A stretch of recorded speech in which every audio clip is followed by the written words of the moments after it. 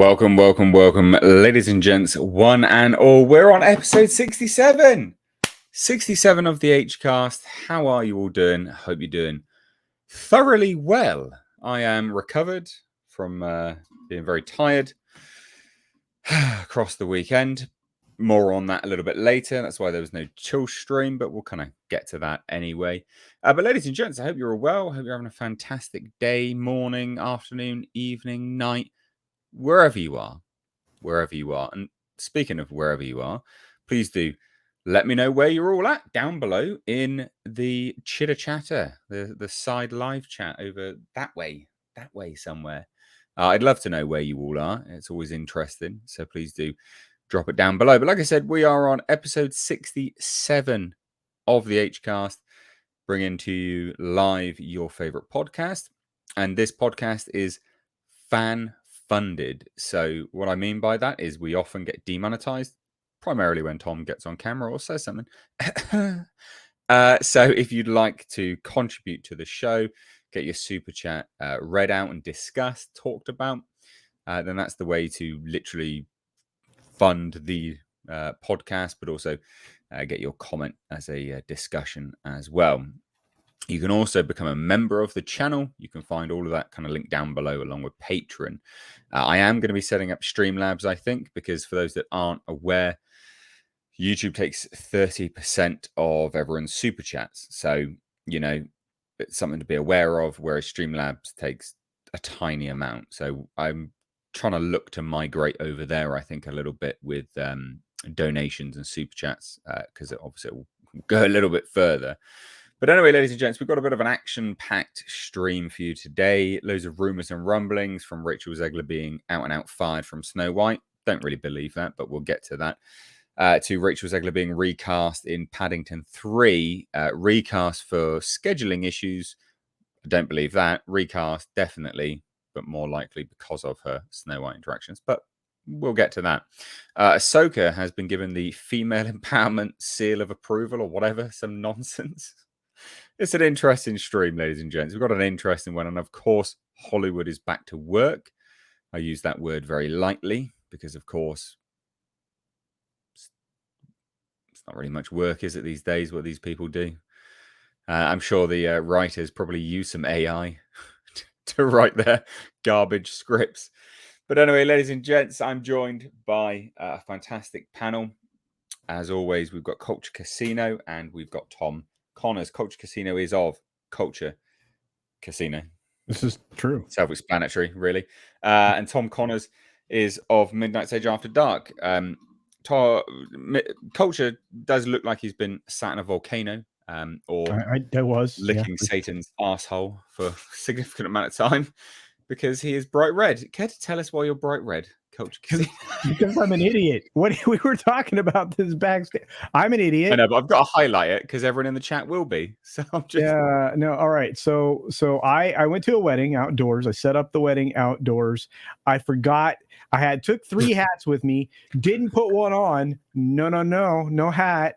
And I did not put on sunscreen after my morning 15 SPF. So it was me being exceptionally stupid. And I am the lobster today. Cuckoo cachoo. Cuckoo cachoo. This is bad. No blame. Rock lobster. Yeah. I quite like my Satan's arsehole imagery. Yeah, that was nice and kind. That was poetic, wasn't it? The fact that you care about your fellow man so much, I do. I was genuinely shocked when you came on the camera. I was like, what on earth is going on with your face? I feel like I might have been better off had I not figured out that my cameras weren't turned on before we got going. Oh, jeez. Very, very funny. Did crack me up. Tom, how you doing, bud? Doing the best I can, I guess. How you guys been? Good. Yeah. Oh, well, I mean, I was missing you since you've been gone. That's right. Yeah, I've been all right. Tired for first weekend of my master's degree, so it was very, very full on. Not going to lie, that was was full on. It sounds like you're getting your master's in driving as well.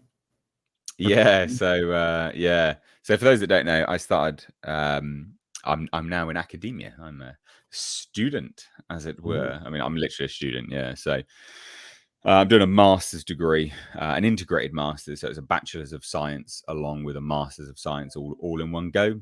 So yeah, pretty full on.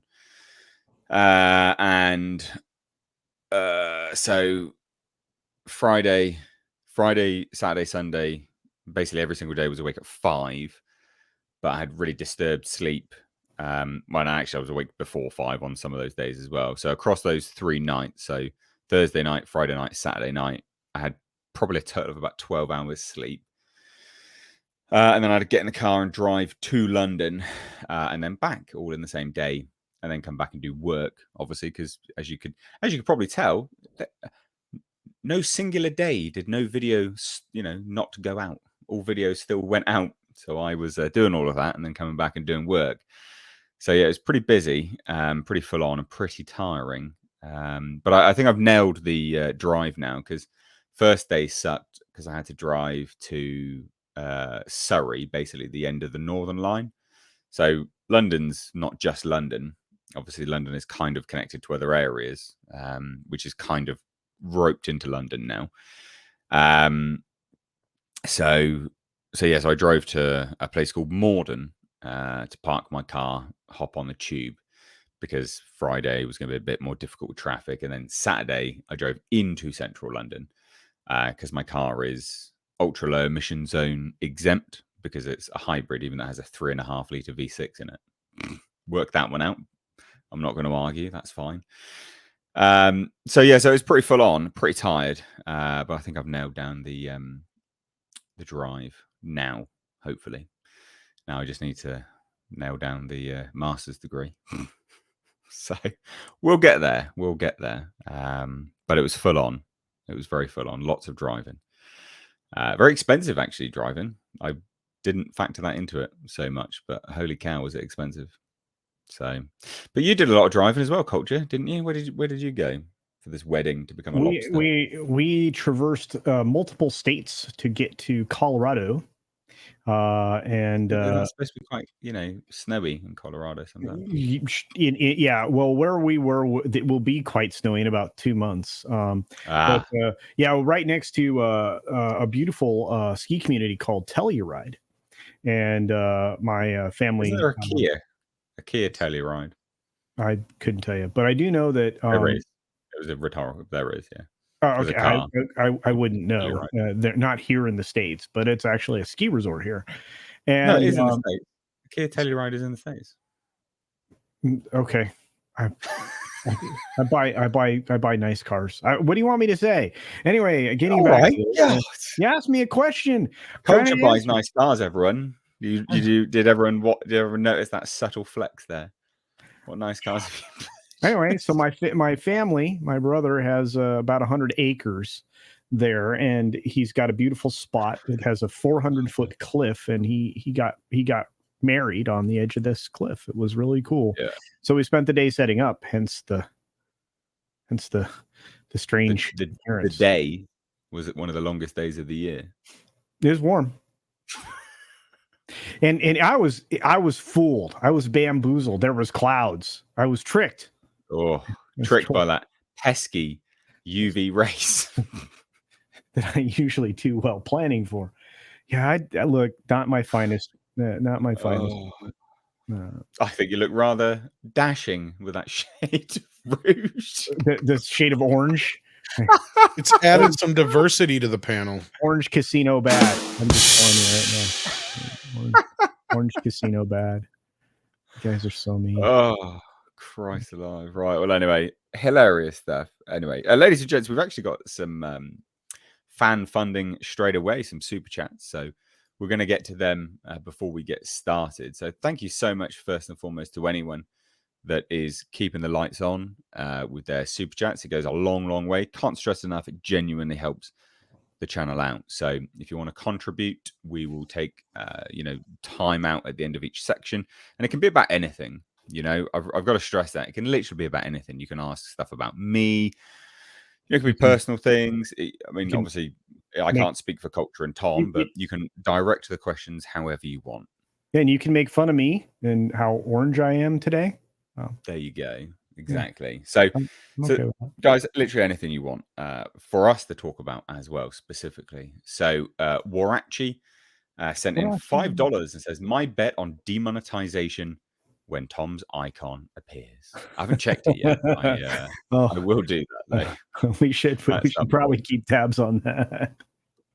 I always like announcing. Oh God, he's here. He's on camera. Oh no, demonetized. He looks great. Have you noticed? Tom looks great. He looks great. Yeah, you've been losing some weight, haven't you? I shaved. You've not been losing weight. You've been trying to lose weight? I keep losing and gaining like 5 pounds. I don't know. Well, keep losing it out of your face. Oh.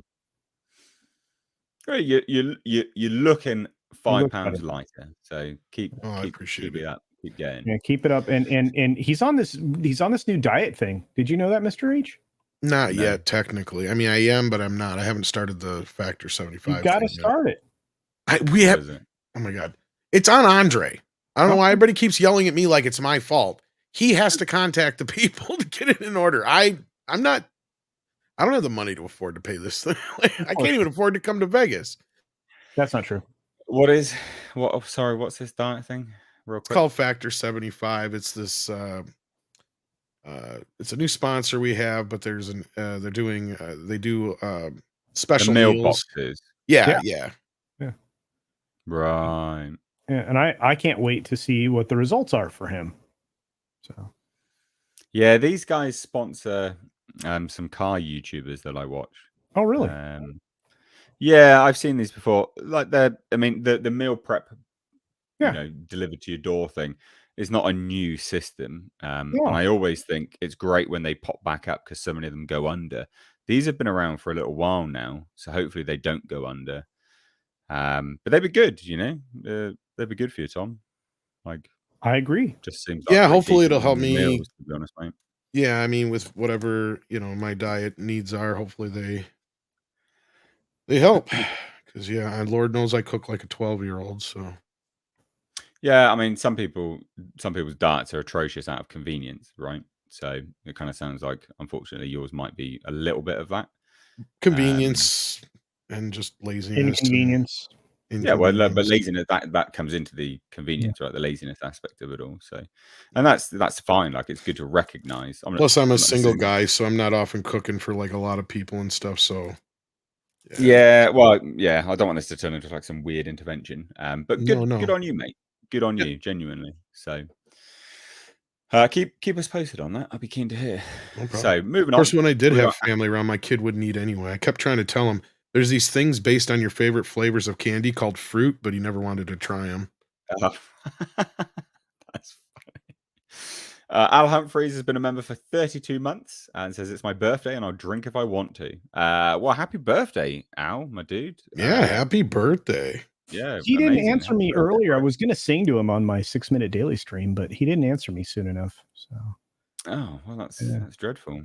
Can you just do a 2-chorus happy birthday now for us, Culture, please? Happy birthday to you. Happy birthday to you. Happy birthday, Al Humphreys. Happy birthday to you. That was really gay. Oh, yeah. Right away. Zach Attack, 29.95, sent him $4.99. Says, hello, Mr. H. I just got back from getting my gauges. Getting my gauges to a size 0 and was wondering what size your gauges are. Right. Sorry, you're talking about the ear things, aren't you? Yeah. I have no idea. So piercings and tattoos, I'm not remotely interested in these days. Like, it's been a long, long time. So these ears were significantly larger than this at one stage in my life, and they have shriveled up. This is the smallest circumference that they'll get to. So I would actually technically prefer to not have anything and have just a normal earlobe. But alas, it's either get reconstructive surgery, plastic surgery, which can actually make them look worse, or put something in it. So I just choose relatively neutral-ish, simplistic things to go in them. So I don't know. They're 10 millimeters, if that helps, but they were like 25 millimeters back in the day. So significantly larger. They were Anyway. dilated. Oh my God. Olaf Van Es has been a member for 11 months. Our moderator on the channel, channel. Thanks so much, my dude. Says, wow, 11 months membership already, close to a year now. And he also says, become a member and get one of these 2 every month. That is true, ladies and gents. You can become a member and you can also get a free super chat on a monthly basis. So please do. It helps the channel out and, you get included and yeah, it's all good. Heath Young has been a member for 24 months. Says, cheers from Texas. Cheers, my dude. Hope you're doing well. We'll get to one more before we get started, guys. But again, please do chuck in your super chats and we will get to them at the end of each topic. So Nicky sent in $1.99. Says, Culture Casino is channeling that Fabio energy. Oh my God. He's fabulous. Dear, oh dear. That is absolutely hilarious. Well, anyway, again, thank you so much for all of your support, everyone. Chuck in a few dollars here and there, whatever you can, keeps the lights on. But like I said, fan funded. Your favorite podcast is fan funded. So join in the show with the super chat function. Right. I would also hit that thumbs up button whilst you're dropping in here, guys. So anyway, shall we shuffle on to our first topic, which is literally nothing, no article. I just want to talk about it because the articles are kind of pointless, to be fair. I just want to talk about the writer's strike. It's over. Hollywood is back, but is that a good thing? Is it though? Think? Well, yeah. Well, it was they shook on it and they were going to go back and propose it to everyone else, weren't they? Yeah, because that's my understanding is it's not totally set in stone, but they're mostly, possibly, surely could be back to work here very soon. At least the writers, anyway. This is not the actors, keep in mind. Well, so yeah. So let's give a rundown of that. So the WGA and the AMPTP had an agreement, I guess, in principle. That's another way of looking at it. So the AMPTP said, this is our best and final offer. The WGA had initially scoffed at that, and so did their members. They were tweeting all about it, which I found quite funny. And then they came back to the table, and I think the WGA realized, yes, this is actually their best and final offer, and we probably should have to take this now. That's what I'm getting from it anyway, because the WGA were quite bullish in their previous negotiating tactics, and I think they realized that that's going to backfire on them big time. So then what happened, or what is happening, should be happening now, actually. I think it was on Tuesday, was the WGA was going to be putting this offer, this deal, to their members of the union for a vote, and it was going to pass, and then supposed to go back to work, but apparently they're not, because there's rumors and rumblings that they're going to stay with the SAG-AFTRA guys striking still in solidarity. So even though the members probably do want to get back to work because they're, losing out on their homes and things, they're probably not going to. So I'm going to bring someone else in to comment on that right now, and it is Andre. Hey. So do you want to comment on that, buddy? I only heard the last 10 seconds of that, or 30 probably seconds enough, or to that. Be fair. So just the WGA strike and what we think of it. Yeah. So I don't know the exact details of the question, but I will say is that I have many mixed feelings about it. If we begin with who came out on top, I think it was definitely the studios that that's what I was thinking. Won in the end here, because they said going in that, this is their latest, best, and final offer. Unless there was a later offer, then that would have been their latest, best, and final offer. Just as their previous offer was their latest, best, and final offer. But when I read that, again, I haven't read like full details, but I have read some things. And when you look at the things that they demanded, some of the stuff they demanded was completely ridiculous and insane. But what I see is that there's hedges. The studios have agreed, we're going to give you writers' rooms, unless, there's the unless, which allows them to there's lots everything. of remedies there. from the summaries I have seen so far, basically I see that, yeah, you're going to get a little bit more base rate pay and everything. That's kind of like the big victory.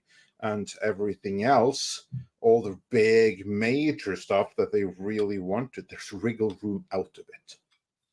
I think that this the only reason that we get this is because the studios decided that, yeah, we can live with this. And if they had pushed much further into something the studios couldn't live with, the strike would have gone on until next year, and the studios probably would have been perfectly happy with that. I think the writers are much more desperate at this point than the studios. The studios have a backlog. There's going to come a point where they will hurt, but I think very few studios are at that point yet. Well, of course, there's some people in the studios. But here's like the thing. If the studio decides that, okay, we have to fire 500 people now, the decision makers, they don't hurt from that. They just like fire some secretaries and various people further down the line. The real decision makers, they're not hurting anything. They won't be hurting for a long, long, long time to come. So they have all the time in the world to wait. Whereas the ones that don't have time to wait are the writers who maybe only get a couple of gigs a year, could be years in between. They may earn decent well in that time frame, but then it can be a long time until they get something else. They may not have all the resources in the world saved up. I mean, there's a big difference between writers. Some writers are hyper rich. They earn more than we will in our lifetimes. Others literally wait on the side in order to pay the bills. Yeah. They're the ones that are hurting. That's about what my summation was when I sort of did my spiel, my pre-spiel was basically that the best and final offer was scoffed at initially, and then they probably came to the table, and the WGA realized that no, that actually is the best and final offer. You have to take it, or you can just go and get fucked, basically. So I think me and you are probably along the same train of thought there. That's the scenario that took place. Culture, you want to jump in on there? I'm 100%. I'm 100% agreeing with you. Very red. So yeah. I'm agreeing with all of you guys. Yeah. I might get some sunburn looking at you, to them. Culture, from here on out, your new nickname is Red. He's trying to talk. Sorry, mate. Well, he can't. No, he's like too burnt. So. Sorry, go on. We're sorry. Okay. No, I think both of you gentlemen are 100% on it. I think the studios got the best of them. I think they were always going to get the best of them. They had better leverage 3 years ago during the global crisis where you're right was going to sit around, and that would have left them in a better position. The world has moved on, especially when they're using such topical hot button things like politics to drive any of their narrative points. Those are very, very old now. All of the material that we're going to get is going to be very, very old going forward, and it's going to feel not just stale, but just old. And they need things that they can put into production right away. The writers have just been writing. I mean, don't let anybody fool you. They were writing for, to pitch jobs when the strike came to an end. So the people that 100%. The people that get right back to work are the ones that don't have jobs, right? They're just going to be pitching whatever they wrote during their downtime. And the ones that are attached to shows and showrunners, they're still stuck because they all decided to work in solidarity with the actors. And look, I'm gonna be the naysayer here and say IATSE hasn't even gone yet. This is what nobody's paying attention to. Well, that's what I was kind of saying, is this isn't as done deal as everybody's trying to present it as. Yeah. You're not going back to work. I'm sorry. Those of you who want to go back to work, I believe me, I have friends, they want to go back to work, but then you get farther down the road and okay, so then the actors finally get their deal. And a lot of their deal points are similar to what the writers' deal points were. They're still not going to get access to the data. Sorry. And they want people to use Parrot Analytics, which we all know is falsified garbage-tasticness. And then you still have IATSE out there. That organization is everybody that is below the line for the most part. The people who actually make it so you can make a film or a television show. Yeah. If they're not there, you can't do shit. Nope. Nobody's setting up cameras, running electrics, nothing. So. Yeah. So the writers, when this is ratified, if it is ratified, and in every instance where it needs to be ratified, yeah, then the writer's strike is going to be over. But exactly as Red says, there's still the whole IATSE issue to deal with. Well, not just that. This whole thing with the writers has not necessarily been set in stone yet either. That's what I've been trying to say. Like, there's still a few things that need to be done yet, and that's what I was trying to get to the bottom of. And I haven't read the whole proposal yet of what they're getting for their offer. But if this is the same offer that they refused back in a little bit ago, to me, this is where I agree with Andre that the studios are getting the better end of the deal here. And they're just accepting that, oh, we'll deal with this again in 3 years from now. So you're kicking the can down the road, I think, as Culture put it the other morning or yesterday morning too. And that's really what it feels like, because you haven't really dealt with any. What did you get? Did you get the transparency in the streaming? Did you get your writer's room minimums that you asked for? Did you get the AI situation dealt with? What did you get out of this? Right? Like, that's what I'm questioning, is you put everybody out of work for the past 100+ days now. What did you get? As you know, as Thanos said, you know, was asked, was it worth it? By Gamora, you know, was it worth it? Yeah. What you know, what demands have been met? What I mean, yeah. But Tom, may I just interject? I correct myself. She says at what cost? Sorry, but yes, Andre. Just to like, because this whole strike is one that has been very, very. What's the term I don't know if you're looking for poorly timed, but that's one thing. Well, that too, but I was looking for opprivende.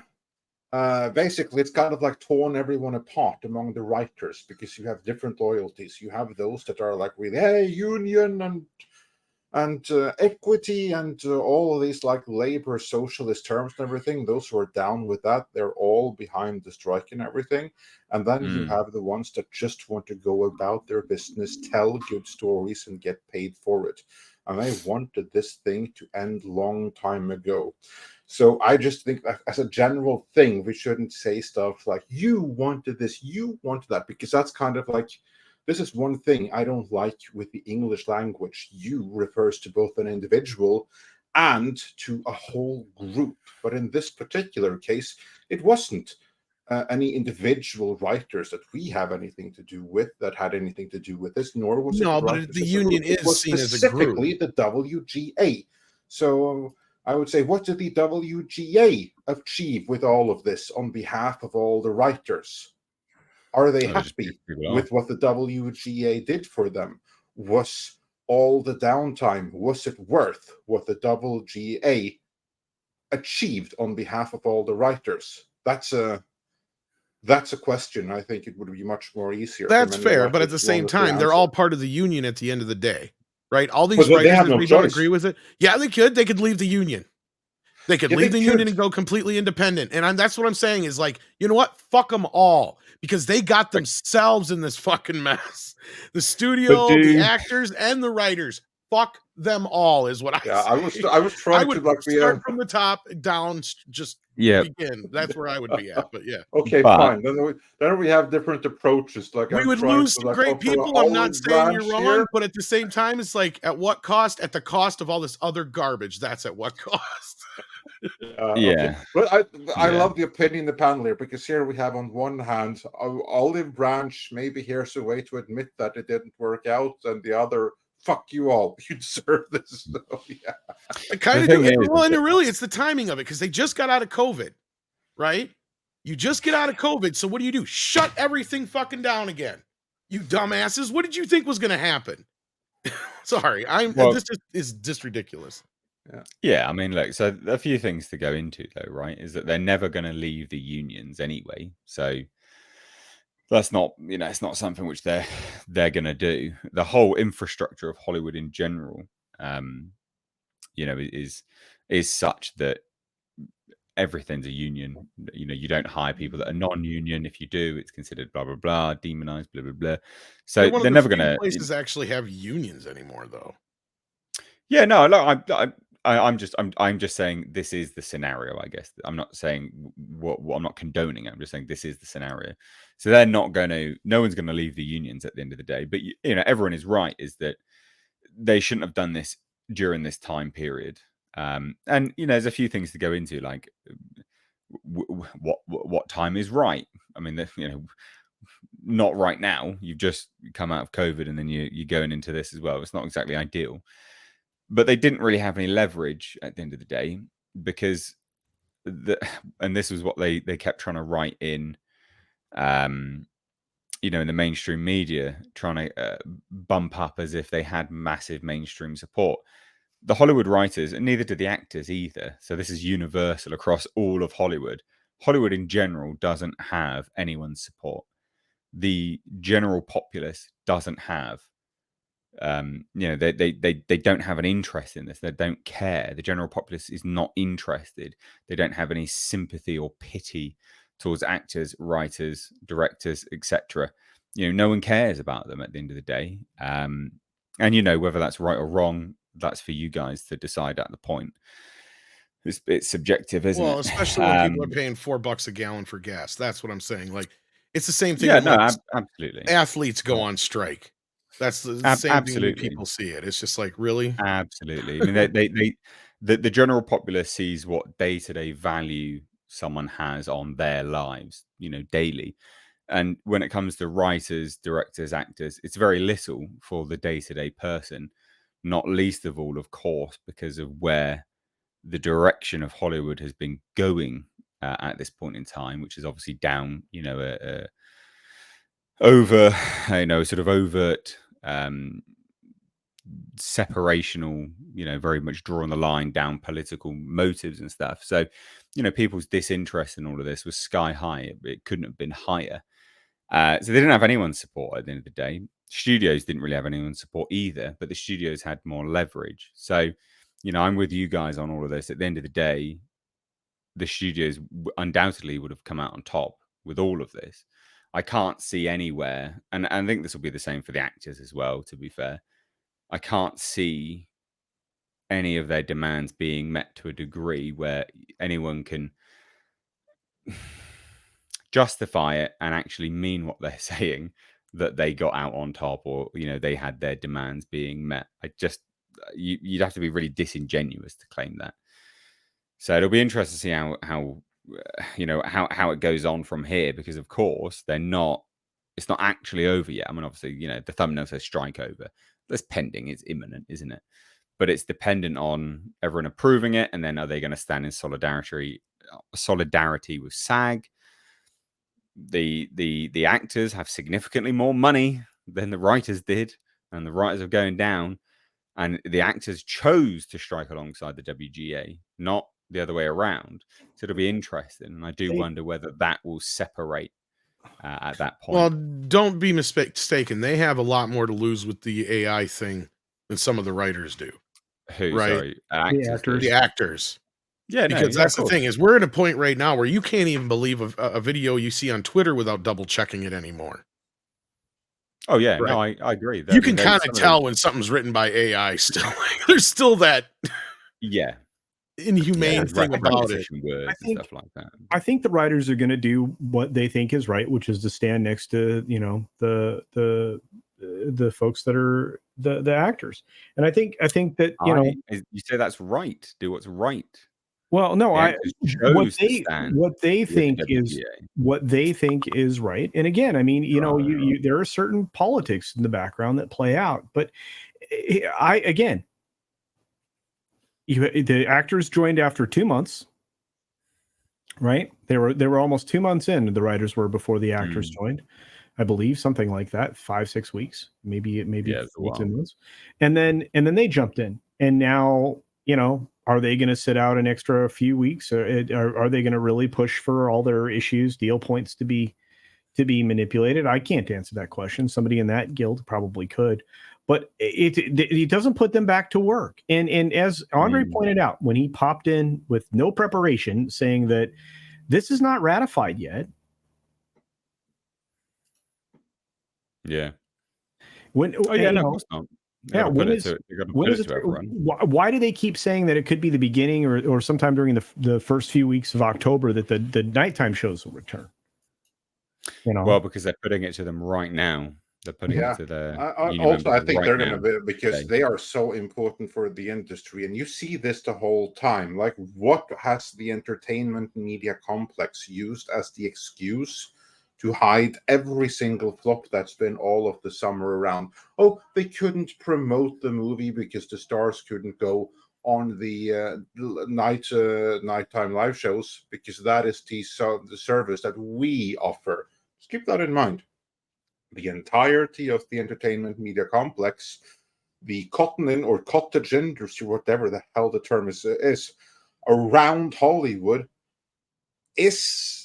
are these talk shows. That is part of the media. That's the intersection where the media and showbiz meet. It's more part of the media. Yeah. So they are really pushing for it, because this is something that feeds the entire ecosystem. The clips that are from there are what is used to feed all of the articles and stuff like that. So this is something that goes beyond just Hollywood. The entirety of the media wants these things to come back, because they are hurting as well, because they have less to write about. They want all these things. The studios, they think that they need the controlled environments for interviews that these shows represent. So, they will be coming back real fast. All of them need to just things to come back. Yeah. Look, any of them that are all for this equity bullshit and all this woke nonsense and all this other crap, they should just separate out into their own fucking union, because what we have here is a situation where people can't even work when they normally would. And this is the thing that I could not understand, is the last time we had this strike, they still did the talk shows. They just didn't have written segments. That's all. Right. So I don't understand why they did it this way. And even Script Doctor and a few others who are, in the industry couldn't even understand it either. Because I said, that's part of the reason why nobody cares about the plight of the writers and the actors right now, because they're not missing these nighttime shows. They don't care. And if you, at this point, at least before we noticed, because the show would start, you wouldn't have a monologue, you would go straight into the interview section, and usually at that time, I can't remember, I think they could still have actors be interviewed, so like that wasn't a problem. But even still, like at that point, we at least noticed the difference to where it was still on our minds constantly, and we're being reminded through those various ways. At this point, nobody gives a shit, because nobody's watching those shows anyway. They don't miss them, and with streaming, it's not the same as regular television, right? When you had terrestrial television and everybody was watching the same thing all the time. Yeah, no, absolutely. I mean, no one's going to miss. No one did miss. Especially when you got 100 years worth of stuff you can go through if you really wanted to. Yeah, and no one wants them to come back anyway. They're wholly irrelevant. They don't have any influence like they did before. I actively don't want them to come back ever. No, they are. I've learned to dislike them so much. Quite frankly, but that's just me. That's not going to happen though. But yeah, no, they're just bloody embarrassing. Well, anyway, guys, we got some more super chats to get to before we shuffle on to some of our action-packed topics today. So, what's this? Space Dave 2000 sent in $2 Canadian. You have my commiserations for your parliament at this point in time. I've read the news. Goodness gracious me, Canada, Trudeau, what the actual fuck? Says Mr. H, for anyone visiting England, recommendations. So I always say this, 9 times out of 10, people want to come to the UK and they want to see London. London's great, but it's not a fair representation of what the UK actually is like. London's not remotely British, quite frankly. Like, there's barely anything. I walk around London, I'm like, this could be a city anywhere in the world. So I would highly recommend just literally getting out and going to some little towns. Go to the seaside. Go to some little towns, the southwest.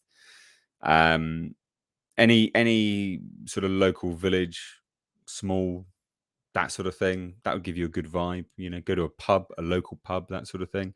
That'd be my recommendation. That's as broad as you can get, but I don't know your whole itinerary when you're here, so difficult for me to do any actual recommendations aside from a broad stroke there. Can I add something to that? No. Of course you can. As someone not English but who has traveled quite extensively in England, even lived in England, go to Bath Spa. Bath Spa Go to is a where? traditional Roman city. Oh, Bath. Yeah, Bath, yeah, Bath Spa. yeah. So Yeah. the beauty is that because the thing with Bath Spa is that it's a traditional Roman. So it's leftover from like the Roman period. It is yeah. amazingly preserved, really, really classic, really posh and nice. And a stone throw away, you have Bristol, which is an industrial shithole, if I dare say so myself. But this is real England, which is something that London is not. London is London. England is England. These are two different things, exactly as Mr. Rage is saying. Also, when you are in that part of the country, you also have a relatively quick trip up to both Birmingham and to Manchester, where both are fine examples of the difference between developed inner city and a little bit more slummy outskirts.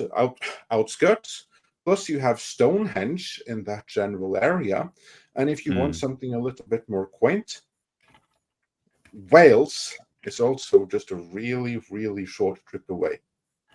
I would actively advise against going to Wales at this point in time because they've imposed bizarre 20-mile-an-hour speed limits across the entirety of Wales. So I wouldn't advise anyone go to Wales. You're not going to get anywhere very fast.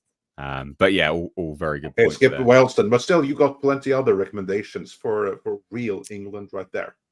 Yeah, Bath. Absolutely, yeah, 100%. I second all of that. So KN Kareen sent in $4.99, says, Tom, you look great. Keep it up. It's hard. I know. I'm trying to lose weight too. So there you go. So Andre needs to get the Factor 75 on board for Tom. Yeah. Then, everybody keeps asking me about it. I'm like, I don't know. Andre has to email. I have no Andre, information. Get it sorted now. Yeah. We're trying to get...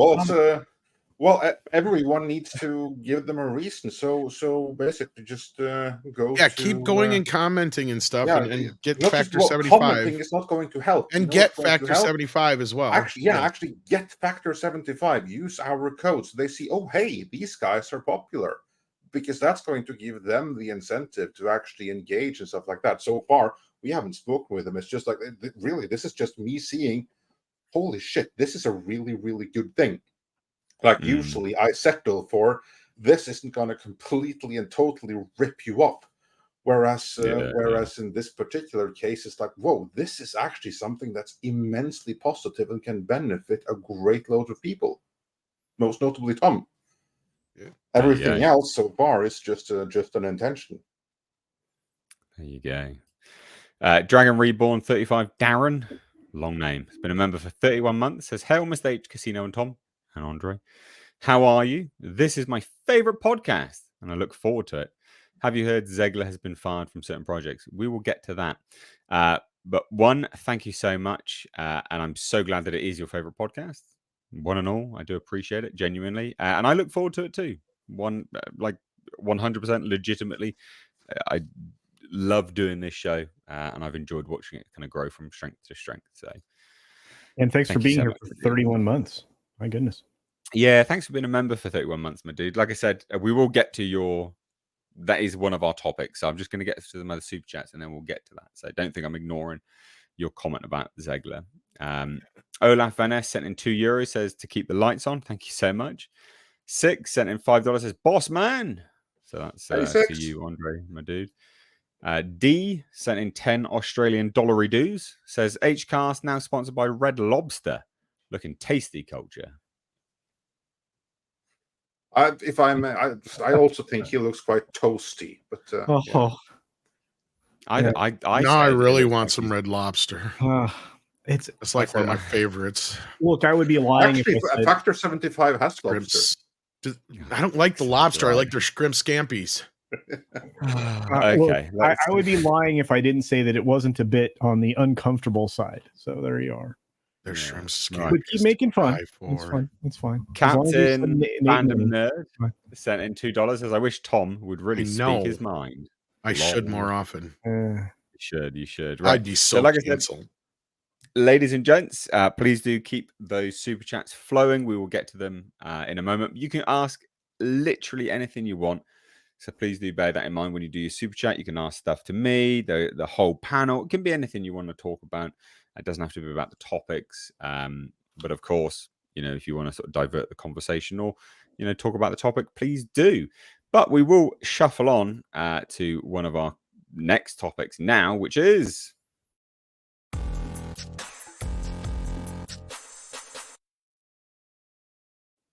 That's an amazing animation. Red, you did amazing there. I gotta give you full credit. That was a work of art. Jesus. Right. So there's a few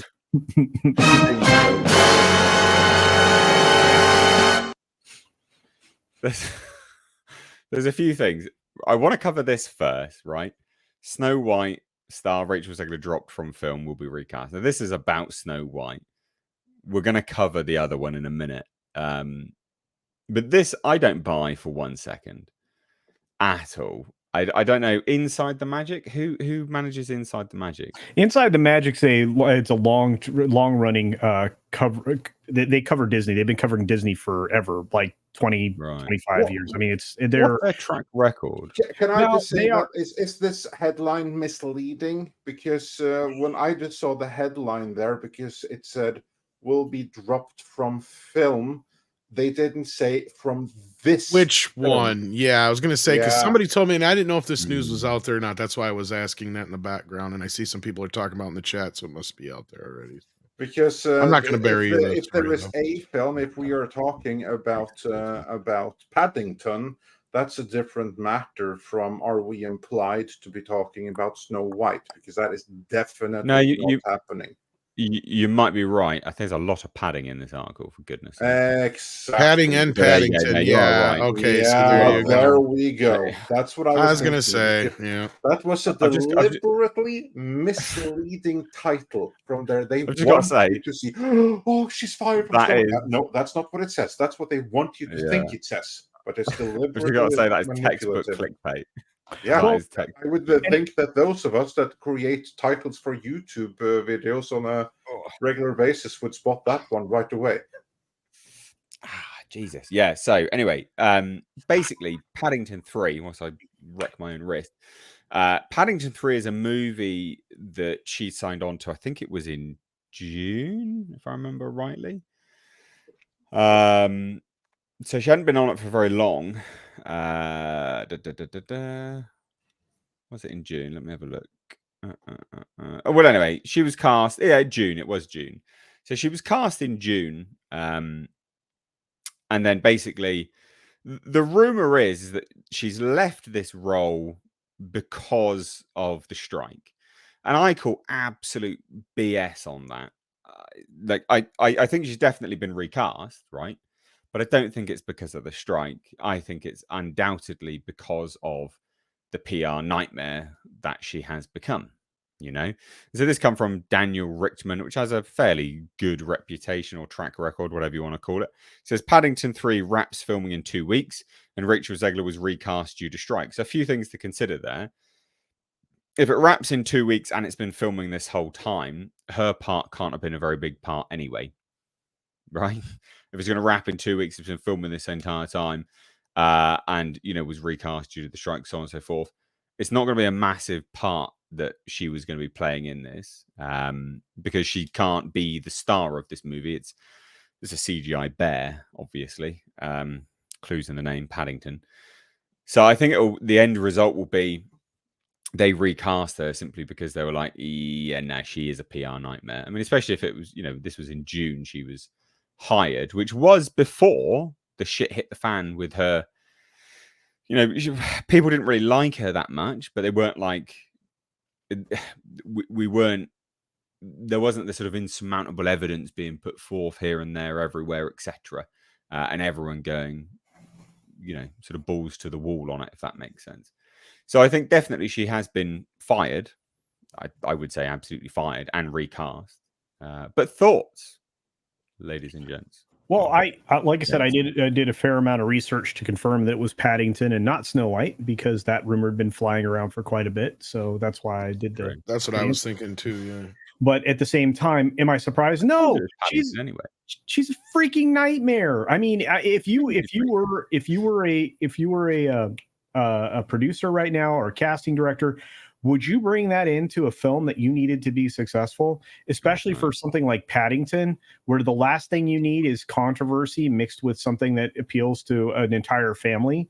I mean, she is not winning. And she's had 2 flops in a row, a third one on the way in the new Hunger Games bologna sausage that's coming out here soon. Yeah. So she's going to have 3 strikes going into Snow White, and at that point, she's done. Paddington, for those that don't know, had a $55 million budget and grossed $268 million worldwide. Yeah. So did pretty damn well, to be honest, all things considered. So yeah, you're right. You're never gonna want that floating around this. You're forgetting Paddington's biggest accomplishment, and that is that Twitter page. Until I forget to keep putting Paddington into movies every day. You never seen this? Oh yeah, I'd forgotten about that. Yeah, it's been a while since that was trending. But yeah, I agree. It was like this Twitter account that basically just like photoshopped the Paddington into these other movies and places and stuff like that, like stills of movies and stuff. It was really, really well made as well. Oh. Yeah, this was a thing. I had completely forgotten until Tom reminded me. As for this particular story, yeah, the strike is obviously, that's a cover story. I think that because I think it's very plausible that because of the strike, they had to shut down something anyway, and that gave them the opportunity to force majeure her out.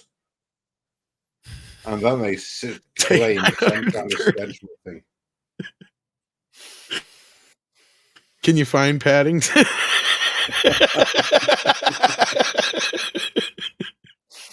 That's amazing. I told you. That is amazing. I love that. He's been doing it now for a while. Yeah. That is incredible. I think you're right there. I mean, they would have just used it as a good excuse. Basically, we're gonna need a Paddington in the rain one of these days or something. Oh yeah, we could change the words. Paddington in the rain. Paddington. Okay, back on topic. Oh, sorry. Back on topic. Although I do want to see more of the Paddington. But they just would have used. You want more? I got more as an excuse, wouldn't they? Like, let's be honest. It's a great get out of jail card, like COVID was actually. COVID was a great get out of jail card for a lot of things. Where is he? Oh my god, that's brilliant. Oh, this one, he's right there. He's right yeah.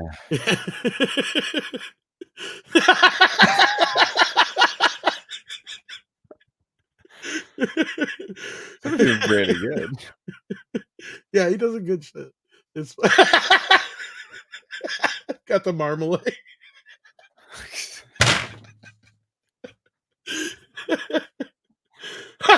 King Kong.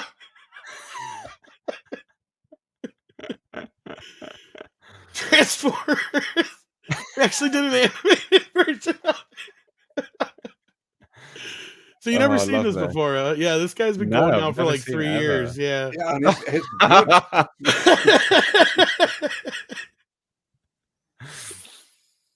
wow. He still gets over 3,000 likes. Yeah, this is one of my. Yeah, I saw this one.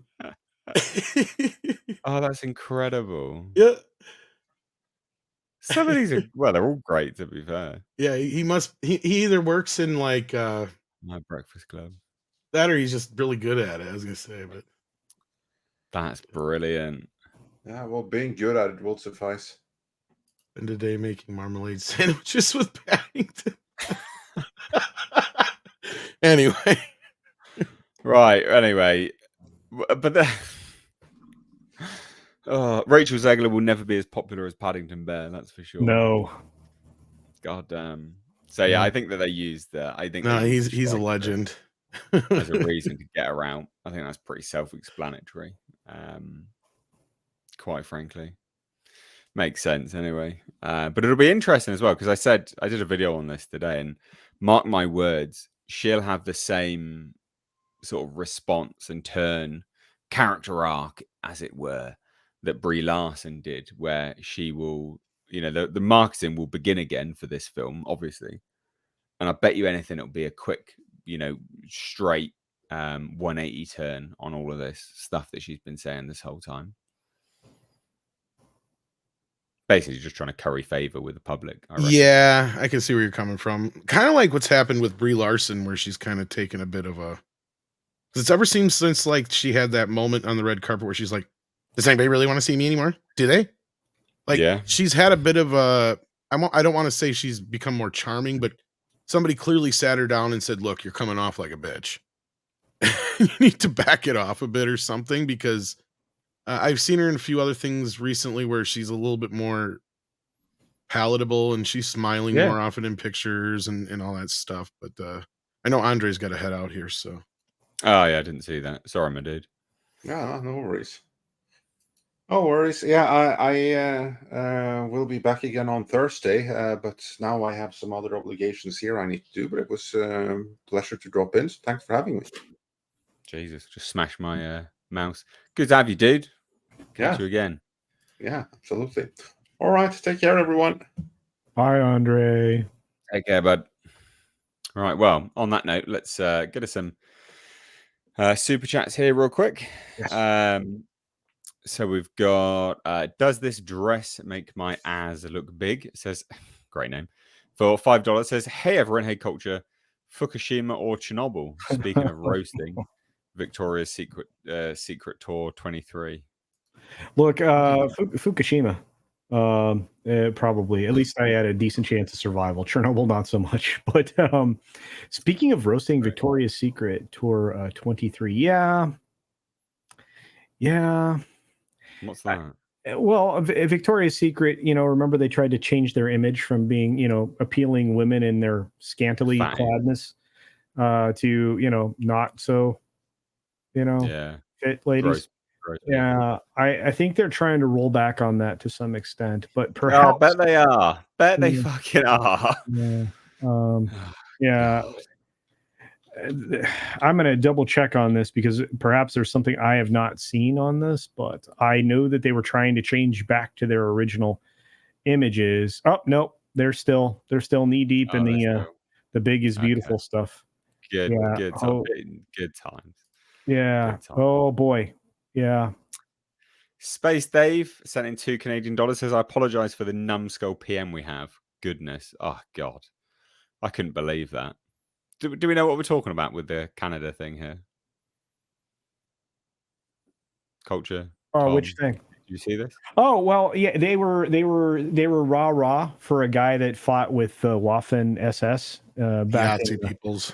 Yeah. Not with. I mean, he was a literal Nazi. Yeah. 98-year-old. They had a standing ovation for him in their their government Pretty house. insane. Somebody just stepped down from the Speaker of the House, I think. Yeah. The chick in there. Just be him. Should be basically everyone. I heard it was the Russians. And yes, it was Russian misinformation. I saw that. And, Russia. Yeah, according to Cass Trudeau. Next, they were blaming it on Trump somehow. For goodness sake. Anyway, right. Shuffle on. Black Saber's been a member for 1 month. Says, hey, Mr. H, what is your favorite anime and why is it Initial D? I like Initial D. It's not my favorite anime though, but I do like Initial D. Initial D is cool. It's a drift car anime basically. So I can see why you said that. Yeah. D-Dub Martin.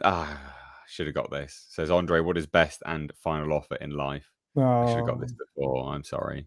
Well, Tom can do it. Taco Bell, Pizza Hut, and McDonald's. What? No. Say it the right way. To crush your enemies, to see them driven before you, and to hear the lamentations of the women. That's funny. So we've got that 70s rock band. $5 Canadian says, don't listen to Tom. He's still pissed about Oh Mutant fuck Mayhem. yes I am. But you know what's hilarious is that some bitch is already on Paramount Plus. Rightly so. Is it? That's only after a few weeks, isn't it? Yeah, we've had sadly, a couple of movies that were good have already made their way to video on demand, and it's not good for their box office though. Gran Turismo, Yeah. the Wedding 3 movie, and Blue Beetle dropped this morning. Did and it? yeah, That's yeah. funny. And Mutant Mayhem has already came on went video on demand, what was like 2-3 weeks ago, Culture, and then it was already on Paramount Plus this last weekend here. So Wow. Yeah, it moved fast from theaters to and the significance of that, for those who don't know, is they have a 36, a 45, and a 90-day window. And the significance of those windows is if the longer they keep a movie in theaters, the more they get to keep of the bonus initial weekend box office. Yep. So like, let's say normally we talk about the 50% split, right? Yeah. The first Sliding weekend scale. they used to get like a lot more, but they worked out a deal where they get like 70 or 65% of that opening weekend, but that's only if they keep the movie in theaters for that at least 45-day window. And then there's another, I think, incentive for them to keep it in at the 90-day window. Because you guys got to remember, after that first weekend going down the row, the studios get less and the theaters get more. So by the time you get to that third, fourth weekend, that's when the theaters start getting more of the income. So if they decide to pull the movie within the 45 to 36-day window, that they forfeit any bonuses and they only get 50-50 for those first few weekends, basically. Yeah. Israel R for $20 says, greetings, Mr. H, Tom, Culture, and Andre.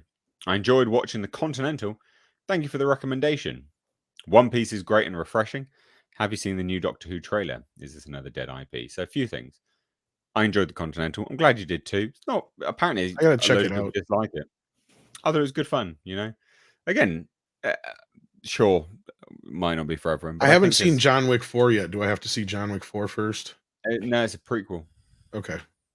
Yeah, it's fantastic. Tom, I caught quite a bit of it. Haven't watched all of it, but I caught quite a bit of it this morning. It's well worth it. And knowing what I know, because I was told many things. Continental. Knowing what I know, because I was told much about it, I'm very excited for the next 2 episodes. So there you are. And then One Piece. Yes, I made it through the first episode, and it's brilliant. Holy cow! And I don't say that very easily about stuff. It's very good. Yeah. So yay. I have seen the Doctor Who trailer. I can't muster any fucks to give. Which can't. Doctor Who? Is the day one yet? Back. No, well, he's in the trailer at the end, but David Tennant's back. So I just don't care.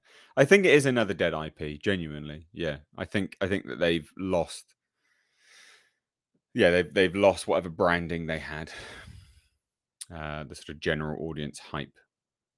That's my assessment of it anyway. D sent in 10 Australian dollar redues and says Rachel looks like a Taylor Swift fan. Gives the teethy oral movements. Oh my fucking god. Oh man, I wow. She's a scraper, huh? Pole scraper. Scraper. Yeah. Oh god, that's not great. I'm checking if we're demonetized yet. Okay. What? That wasn't me. I didn't say anything wrong. You said pole scraper. Surprisingly, we're not demonetized yet. This is actually a record. Wood. So yeah, but anyway, thank you everyone for your super chats, and thank you amazingly for not being demonetized randomly. Al Humphrey sent in a £10 super sticker. Thank you so much, my dude. Holy cow! And again, happy birthday to you. Yes. Al, on your birthday, hope you're drinking some good beer or drinking some good whiskey, one of the two, whichever it may be, that takes your fancy. But let's shuffle on now. We've got an interesting thing to go into. I wish Nick was here for this one, because Christ alive. Oh. So I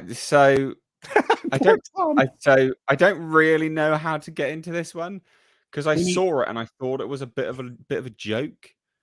It's like the meme has become life, has become the meme, has become life. Ahsoka has received the seal of female empowerment in entertainment. Of course it has.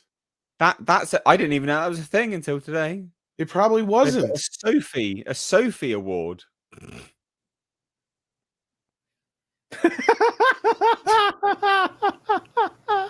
Just that's fucking. What is this? What is this? What is this? This is what I mean. The meme has I become am real not life, so has sure this become is a meme. real thing. I'm not kidding. I just tried looking it up and nothing comes up. Really? Yeah, hang on. Let me double check. Okay, hold It's on. the seal of female empowerment in Okay, entertainment. I found from something the here. Critics From the Critic Choice Awards, yeah. Association Women's Committee. I think it is real. Man. That's cock. It is. C cock. CAWC. Cock. Yeah, it is. Yeah.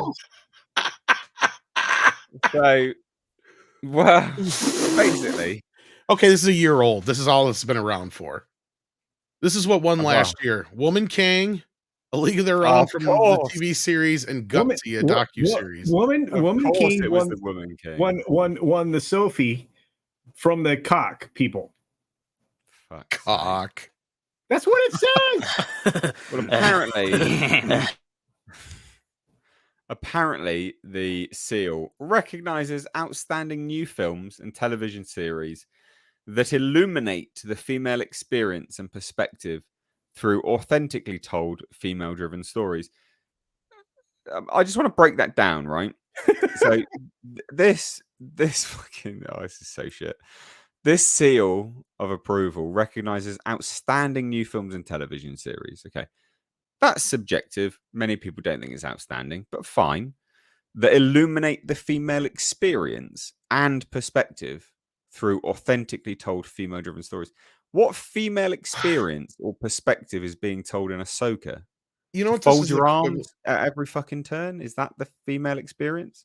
You know what this is the equivalent of? This is the equivalent of when you get up, you're staying up way too late and you're watching an infomercial and it's like Ted's tire seal and it's like it gets the Yeah. better buildings and something of approval award. It's like some shit you've never heard of. It's just shit they make up just so they can say it's won some award. Like that's Well, it's- really it's- it's one step away from that at this point. Well, it's just a grift. They obviously making Yeah. money off of this. So apparently, a numerical formula is used to determine if new titles are eligible to be recognized in this way. And the movies and TV shows which qualify must have a prominent female character arc, give female characters at least equal screen time to male characters, have female leaders behind the scenes, and pass elements. Oh, there you go. Dave Filoni's a female now, and pass elements highlighted in the Bechdel test. Titles must receive at least 7 out of 10, but Ahsoka landed a The Bechdel perfect test. score. Yeah, the Bechdel test started out as a joke. It was never really a thing. And if you look up the history of it, it was not supposed to be a thing. Well, apparently it landed a perfect score, ladies and gents. So Disney Plus series puts the spotlight on Ahsoka Tano, continuing her story from the Clone Wars and Rebels. Sabine Wren has also been a huge part of the series, as has Hera Syndulla. Ahsoka also features 2 female villains. Yeah, all right, it's a pussy fest. All right, we get it. It's just clunging up in the place. All right, frothing at the gash. Addressing the news. You were looking at me for saying cock, and then you get off going on those things. Wow, that was an unfortunate string of words together. Yeah, I'm just spewing nonsense. So Carrie Beck, EVP of Live Action Development and Production at Lucasfilm, said, "Thank you to the CCA." Oh, that's how they get around the abbreviation. They're called the CCA, not cock. For acknowledging Ahsoka with this seal and recognizing our incredibly dedicated and collaborative creative teams. Fucking what a pile of and they wank. even dropped the WC there because they knew it was cock. Well, no, because that's part of a special women's committee, isn't it? So it's still the Critics' Choice Awards, but it's a subcommittee of the Critics' Choice Awards, isn't it? The cock committee. Yeah, it's the cock subcommittee. What a pile of absolute garbage. This makes me so happy. I just think, like, Mr. H made that even dirtier than it was. I know. The What? cock did I? sub community. oh well, yeah, that was the intention. I'm doing it with deadpan. Oh, I didn't know you actually meant for that to be. Yeah, of course. Absolutely. Clever. I was going to go off into a conversation about where they're based in their head offices in the basement and stuff like that, but Oh boy, I don't want to really take it there. To be fair, why not? oh, because I'd already said about a pussy fest and plunging up and frothing at the gash. I thought I'd try and keep it a little bit PG. All Yeah, goodness gracious me! I mean, this is utter nonsense, isn't it? Let's be honest. I mean, this is only a year old. Contrived absolute bollocks. This is nonsense. Thoughts, guys, about the cock?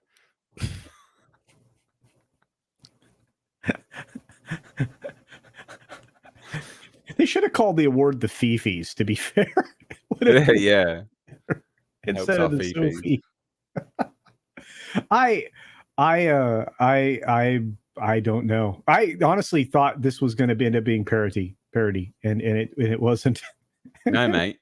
Only real stories here on everyone's favorite podcast, the H-Cast. All right.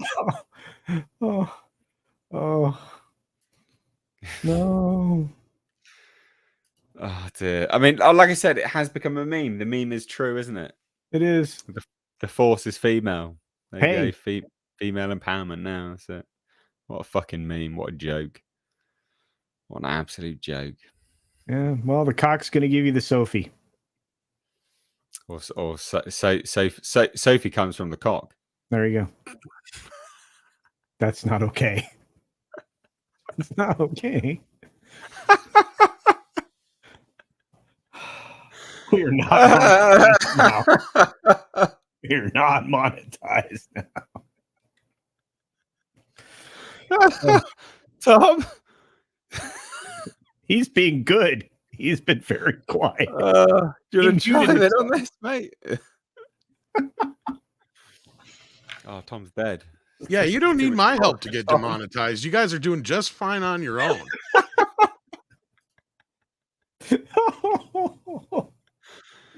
Oh boy. I'm with culture. I mean, like, I thought this was a joke at first. The Bechdel test is a joke. It's a joke. Yeah. Which they turned into a real thing because they're that stupid. Fucking honestly, people are so stupid this day and age. Dumbasses. Look, this is absolute garbage. Let's be honest. Absolute garbage. Funny though, nonetheless. Funny. Let's shuffle on to some super chats, guys. So Black Saber sent in $5. Says this is insane. I'm not a sexist, but all the women in this show are insufferably brain dead. My boy, Granddad Bod on just needs to win. I mean, look, I think, yeah, I mean, so about Ahsoka and the women in it, I feel like it's a real bad representation anyway, like of women. Ahsoka as a character, I mean, she's basically a Karen. She wants to speak to the manager all the time. She always got her arms folded. She's not a pleasant individual. And I know that kind of plays into the stereotype of, well, just smile more. But the bitch really does need to smile more, all right? She's so grumpy all the time. So it's weird that they chose... Well, it's not weird, is it? That they chose to give her the award. Which insufferable... That's exactly how these people see a strong woman being, though. That's what we've said a million times over. To them, you know... It's acting like either a man and doing it badly, like it's because it's always a stereotype of a man, or a grumpy, bitchy woman. Yeah. Yeah. Well, I don't know. We've got one more super chat. Sorry. For $2 Canadian says, "Oh my God, the cock." Oh my God, the cock. Oh my God, the cock. Oh my God, the cock. Oh my God. You even added an echo onto it, Tom. An Always- echo. yeah, did not go. Those That's- clocks reverberated around your room. That's one of my catchphrases apparently, and Through and comics now division, yeah. yeah, it's one of those things. So That's funny. We are the Dix division after all. yes, I yeah. mean, Sixth division. Right. Let's shuffle on, ladies and gents, to a funny topic now. we dock 3 times a week. I heard about this. The Batgirl director says the movie was a blend of Nolan and Burton, and there was an Oscar-worthy performance in it. From whom? What? Wow. What did you hear first and foremost, Tom? Because you burst out laughing straight away.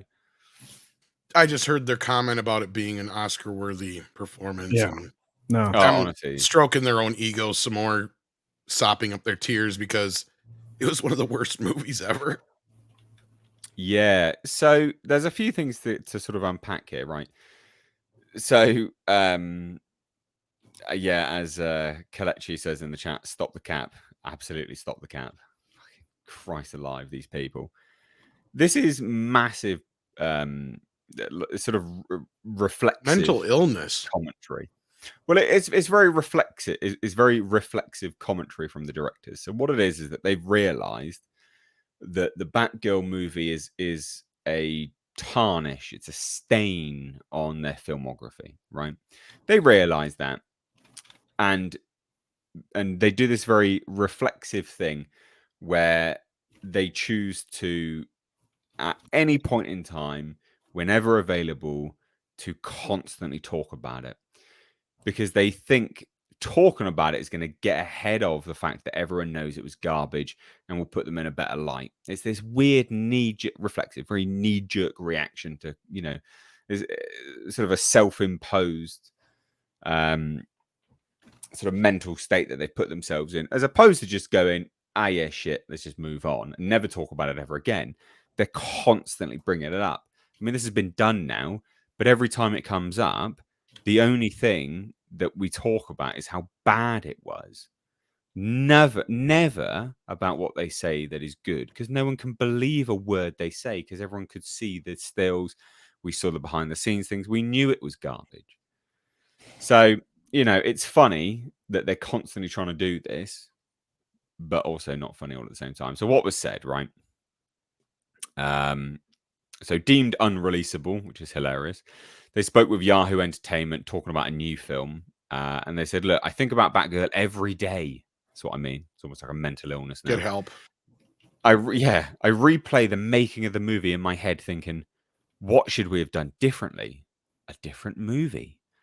But as we say, that was God's plan. We can only hope to come back to DC one day. Never going to happen, mate. And if it does, DC are stupid, but they're stupid anyway, so we know. But undoubtedly, they're going to be massively stupid. Why? Well, they're not going to come back, sorry. And if they did, they'd be massively stupid. Why? Well, they even admitted to wanting to go on the DC servers and steal the film. And then They tried. They were stupid for not they- having a copy already. They Well, tried. but you're not allowed it, obviously, because people knew about the I don't Snyder care. Cut I'd and things like find a that, way. and releasing stuff. And so, yeah, they I admitted to got trying to tons steal of the film. early cuts. Well, yeah, but that's them being smart now. Anyway, DC. Right, I being know. smart. Anyway, point is, why would Warner Brothers want you back if you admit to trying to steal the film for stars? And so they said this. It was really a blend between Nolan and Burton. How was it? We've all seen the stills. Gotham City was a more realistic world, and the story was very straightforward and emotional.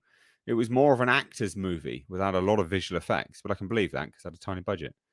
And But saying considering it's what between- Burton said about The Flash, I can only imagine what he'd have said about this piece of shit. Oh. Sorry, Nate. Did God, you hear about no, that you're right. recently? Yeah, He called it that was cultural funny. appropriation. I know. Hey, what a legend. So they said, we don't really like CGI, so we use a lot of miniatures. There was this one great action sequence where a truck crashed into a tunnel, and we did it with miniatures like Burton did in Batman.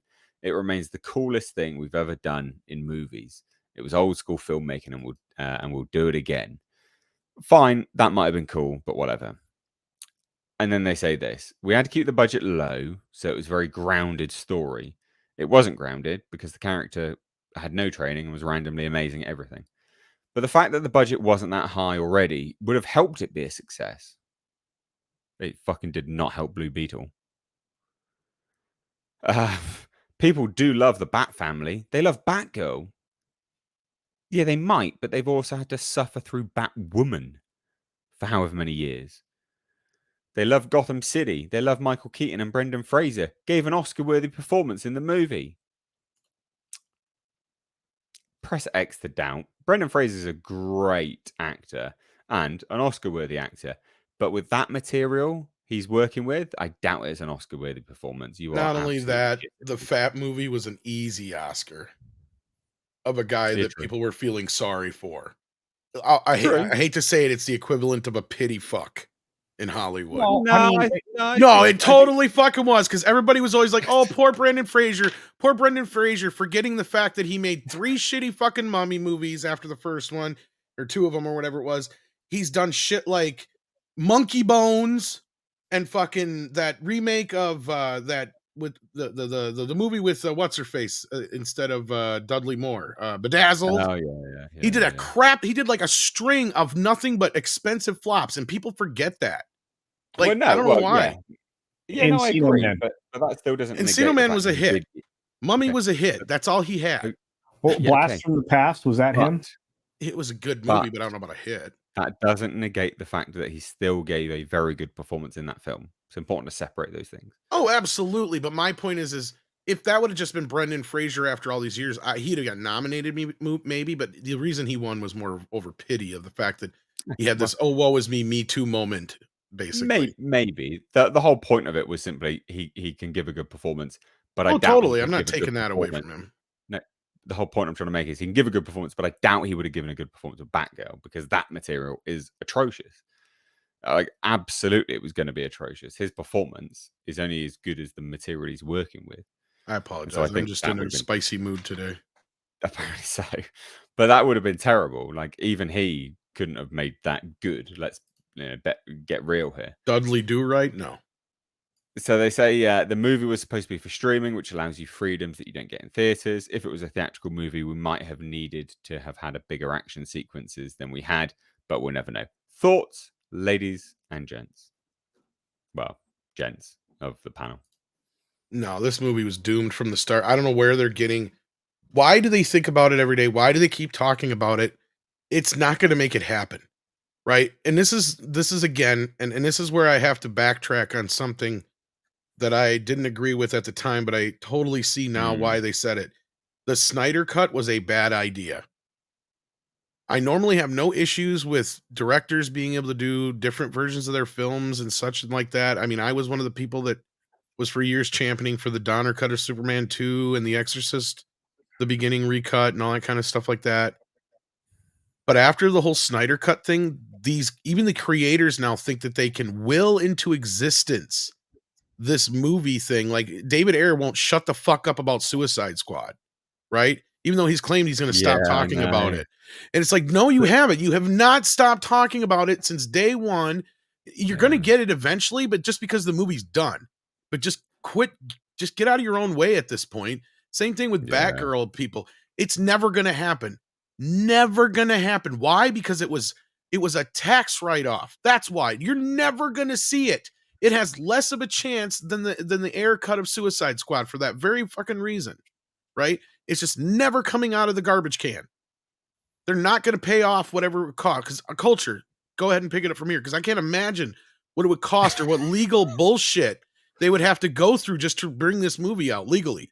Okay, so they would have to untangle the tax problem, which is going to have its own implications, because this is essentially a product that has been written off, and while not possibly physically destroyed, essentially destroyed as far as the industry would have you believe.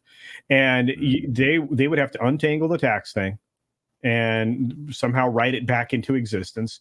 Then they would have to finish filming it, which there seems to be arguments going back and forth, just how much was left to film. I heard 20% was left at least. I think it's about 20-25%, but there's arguments about that. I'm just going to leave it there.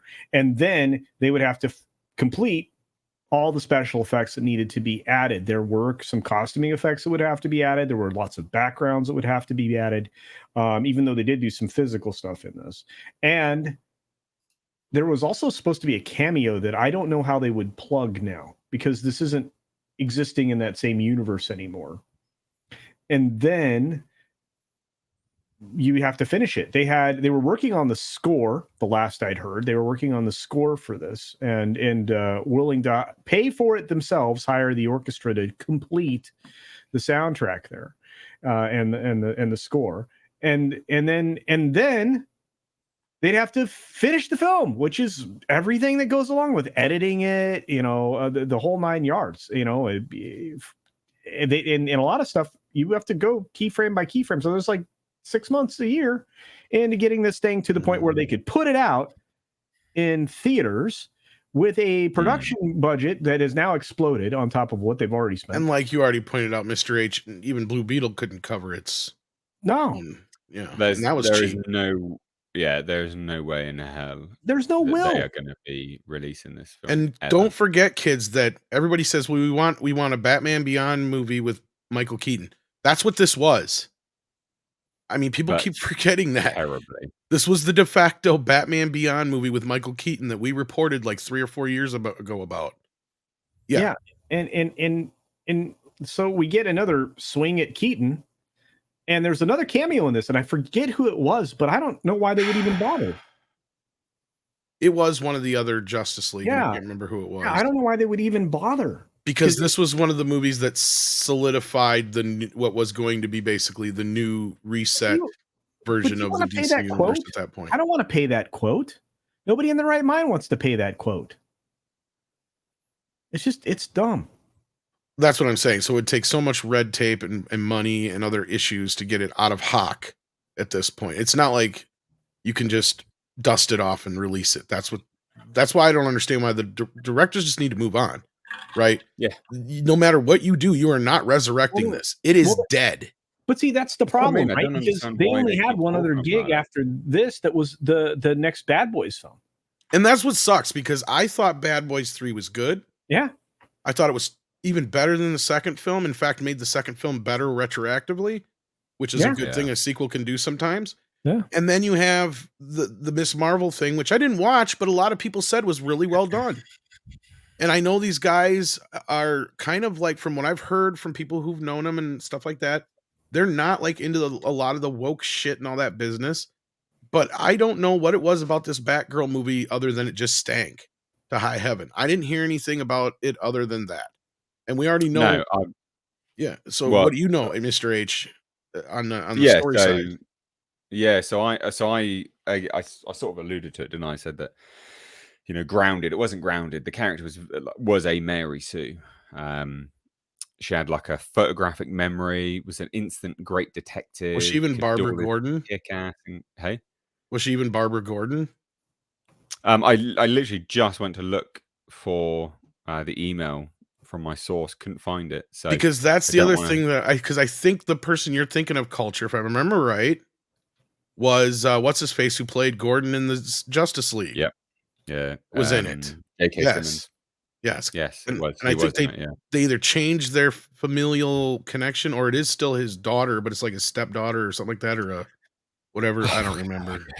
No idea. Granddaughter. I can't remember which they changed it to, but you might have heard more than I did. So yeah, I mean, I had a lot of emails. Trying to think of his name. J.K. Simmons. Yeah, I said that. Oh, I'm sorry. I did not hear you, H. I'm sorry. No, it's all good. It's all good, mate. Yeah, I heard just terrible things about this film. It wasn't very good at all. But it wasn't anything out and out, well, this is, politically correct or anything like that. It was just like, this is just terrible. Like a lot of it didn't make sense. Michael Keaton was a glorified cameo. Just awful stuff. Awful stuff. I'd have to try and dig out the emails again, but I think think Gmail might have deleted them, but it was just terrible from start to finish. And I remember when everyone did their reports, oh, it's test screened and it's done amazing, and I'm just like, yeah, no, it's terrible actually. And people were like, you're making shit up, me. And then a month later, it's like, yeah, it's been canned. I'm like, well, who was right then? It's like, I was right. Thank you very much, John Campea. You can suck my wang. He's got a very bad track record lately. Speaking of, I need to make a what kind of dumb shit did John Campea say this week? Oh gosh, yeah, we still don't have the video. I Grace have not been song. I have not been fed the song. I thought I sent it to you like 3 times now. Still no. Oh my god, I'm gonna send it to you again for like the 3rd time. Mm-hmm. Yeah, we should actually have a Campea versus Randolph thing as well, like dueling. We should do a segment of dumb like a brat battle, dueling stupidity. Dueling stupidity. Yeah. I'd like that. Yeah, have like Mortal Kombat versions of Grace Randolph and Campea on the screen versus victory. So funny. Anyway, let's shuffle on now. We've got one super chat here from Fatality. $2 says Nami for best female character, Ahsoka. Who? Yeah, Nami's a good character actually in One Piece, and I didn't realize this, but she's played by the Fear Street actor. So Netflix did those weird films, Fear Street or whatever it was. She was in there. Didn't realize that. You wouldn't recognize her, to be honest, with the red hair, the wigs, and all that kind of stuff. So yeah. Do you want to reveal what dumb shit John Campea said? Yeah. Well, it's kind of wrapped into this Martin Scorsese interview that GQ dropped the other day. I don't know if you've read that yet. Yeah, basically seen some of the that, didn't he? Like, superheroes are shit. Support Nolan. Well, that's a very simplified version of what he said. Well, yeah, I am just simplified. Yeah, no, like, well, I mean, I think it's kind of misrepresented because he was actually building upon the idea of what he had said before, and he said a lot of the same things Tarantino said that he got in flack about a few weeks ago. And again, I think a lot of nerds just hear superhero movies bad and they just go, Wee! It's like, no, you got to listen to what he is saying. Because I also see a lot of people going, Nolan directed Batman. It's like, again, listen to what he's saying. Because remember, Scorsese also got the Joker off the ground. He is saying the same thing that Tarantino said, and that was you have an entire, and he's not blaming you guys. He's not blaming anybody more than really the studios and the producers and such, because he flat out says it's because you have an entire generation now, and this is almost exactly what Tarantino said, that has been raised on nothing but superhero films. And Tarantino added in like Harry Potter films and that kind of a thing, to where they would not know what to do with a movie like Taxi Driver or One Flew Over the Cuckoo's Nest. That was what Tarantino said. And Scorsese just kind of built upon that idea. He didn't, throw in Taxi Driver, but like the point is he was saying the same kind of thing. So then Campea come out, and I shared you the tweet in that quotes him in the background here. Let me see if I can grab it if you don't have it handy. He said, people can relate more to a girl coming of age and trying to find out her place in the world with superpowers on the side. Nobody can relate to a billionaire getting busted by the feds. Of course, referring to Wolf of Wall Street. Yeah. He's an idiot. So he's saying that he can relate more to teenage girls with superpowers in a fantasy world than the real world. I'm confused. Important to note, he can relate to a Pakistani Muslim. Yeah. Teenage girl. Look, and he's really simplifying what Wolf of Wall Street is about. Big time there, too. Why is he such a douche? Because he's John Campea. That's why. Good Lord. Oh. I don't understand. Well, neither do I. And I'll fight anybody. Wolf of Wall Street is one of the best movies of the last 20 years. Yeah. Alongside Ford versus Ferrari.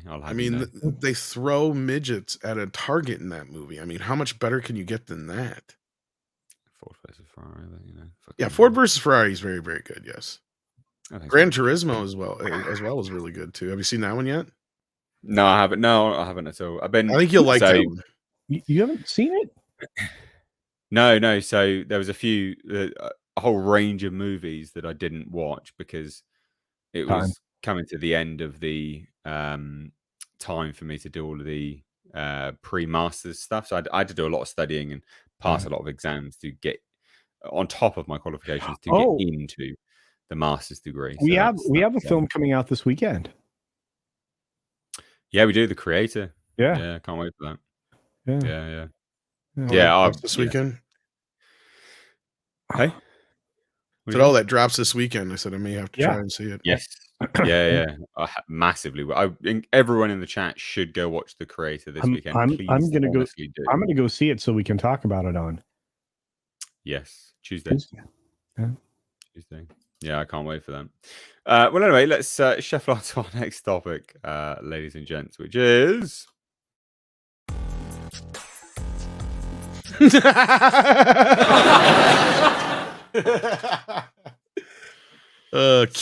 the video, yeah. I saw this. Star Trek 4 is still on the tracks, according to the writer. Is this the same people that announced it before they even even told the actors? I mean, is this really happening now? Come on, behave. Really? It is literally like clockwork now that every 4 months or so, there's a new announcement saying, oh, it's still happening, or a new director has joined in, or what have you. But at this point, no, until they actually get the money, none of these actors are going to be signed up for anything as far as like solid. Good gravy. These people are trying to milk this dead cow, and there's nothing there.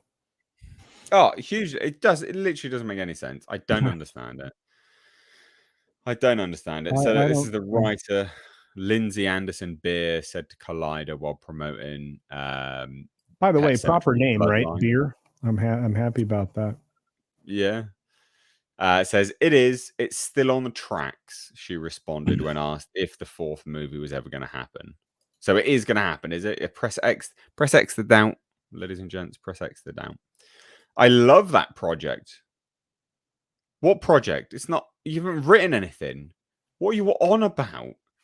And it was another one that I had to hop off of to direct this movie. And that was a hard thing to do, but I love everybody involved with that project. Who's involved? Because the actors apparently weren't. What are you actually talking about?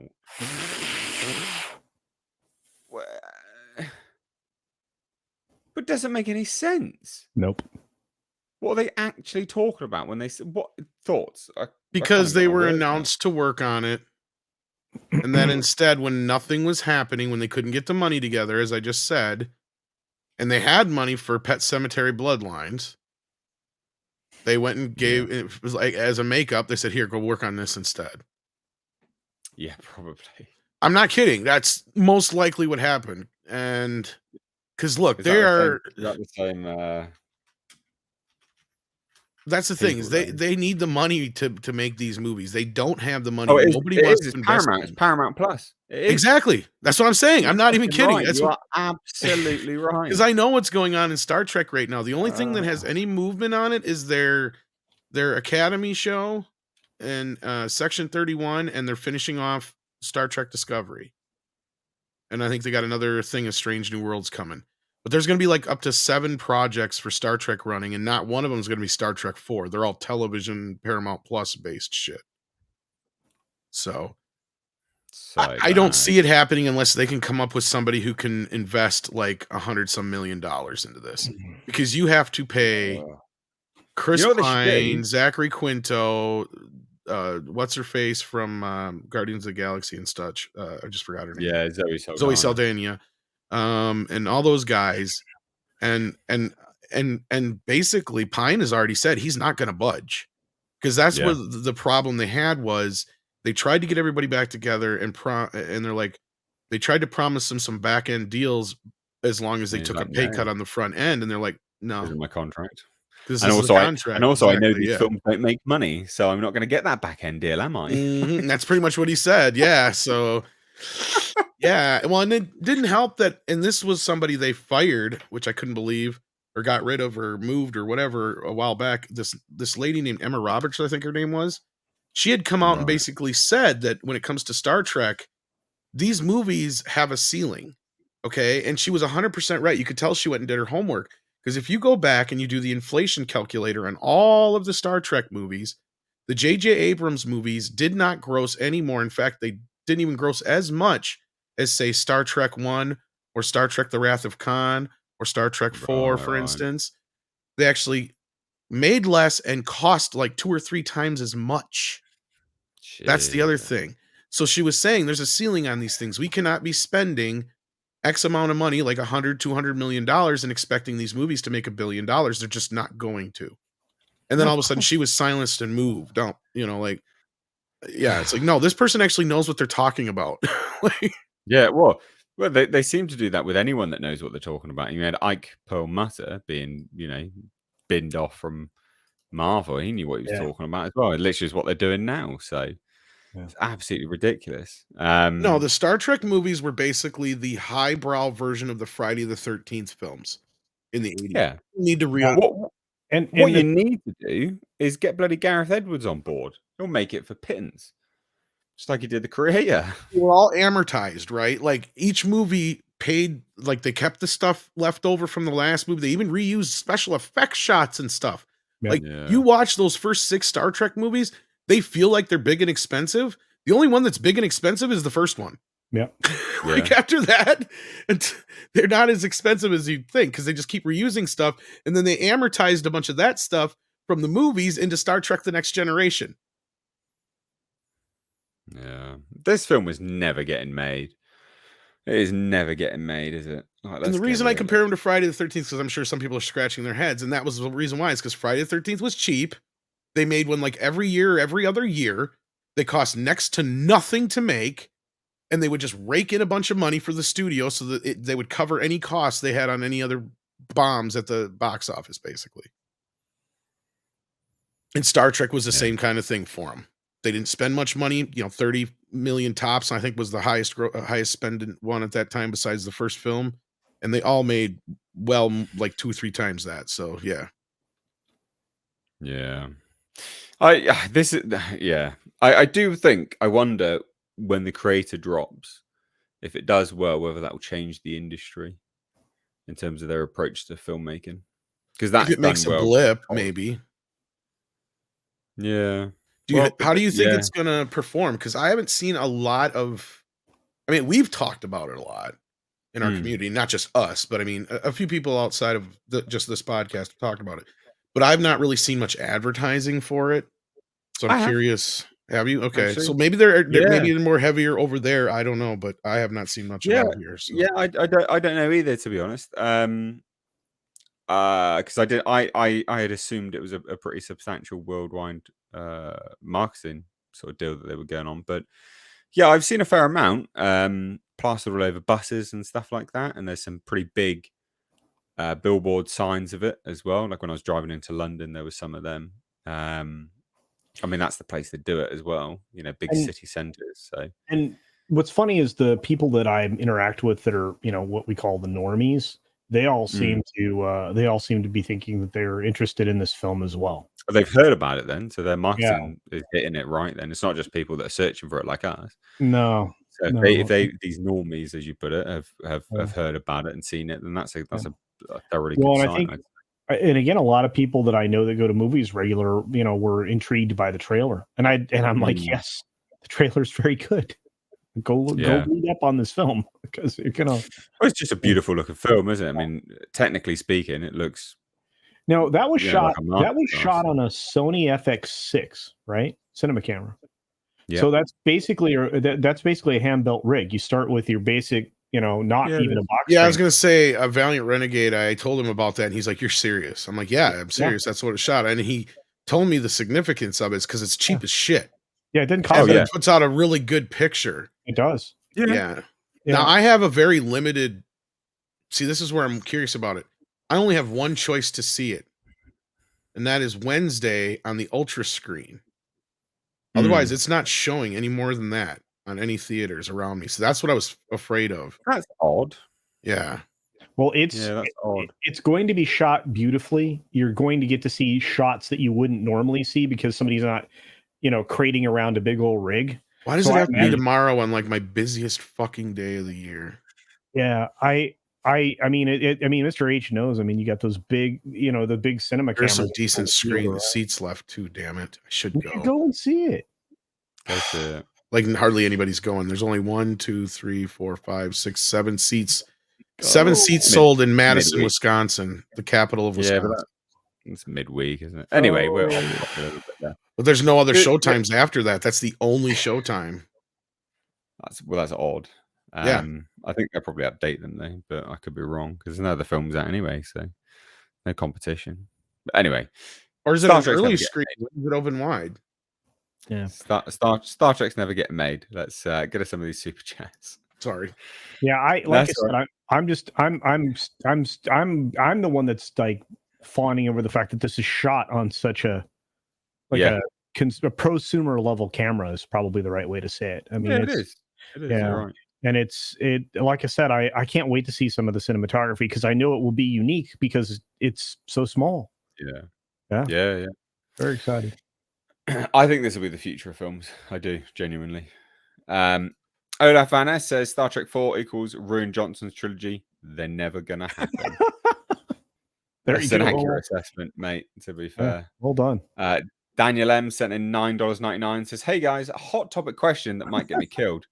For a while, Star Wars fans complained about Star Wars not being serious and well written, but they rejected Andor. So is the fandom the problem? I mean, I really liked Andor, but I don't consider myself a Star Wars fan. So I don't know. I think there's a certain amount. Fandoms are owed stuff. People always go, you don't owe them, you're not owed things. No, you are actually. And I think it's important. Too many fans also just accept mediocrity and shit, which I've never understood.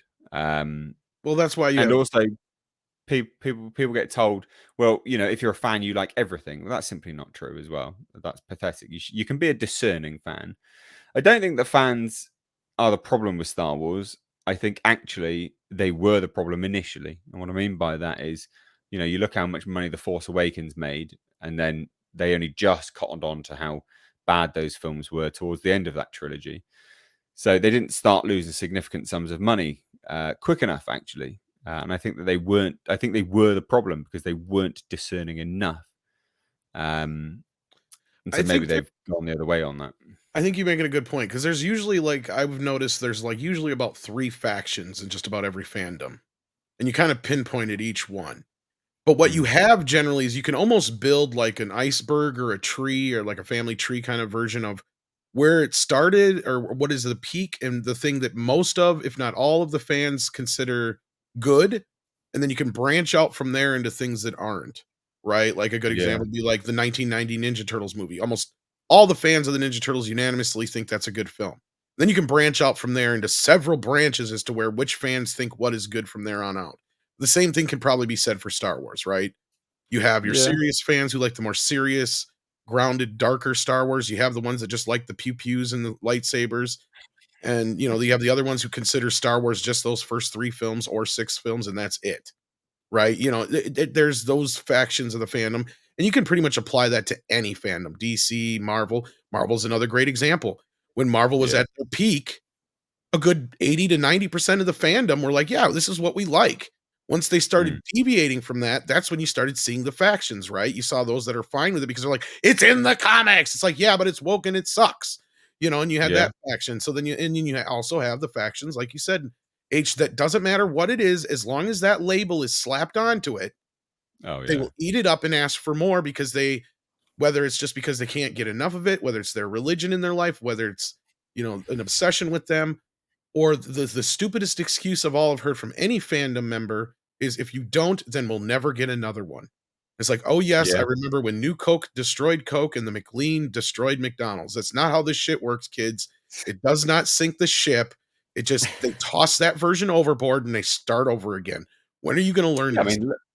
Look, a great example of that is Alien Covenant. That film bombed. They're not continuing it, but they're continuing the Alien franchise. You've got a movie and a TV series coming out. That's a great example of them, people thinking that you've got to support it because you'll never get another one.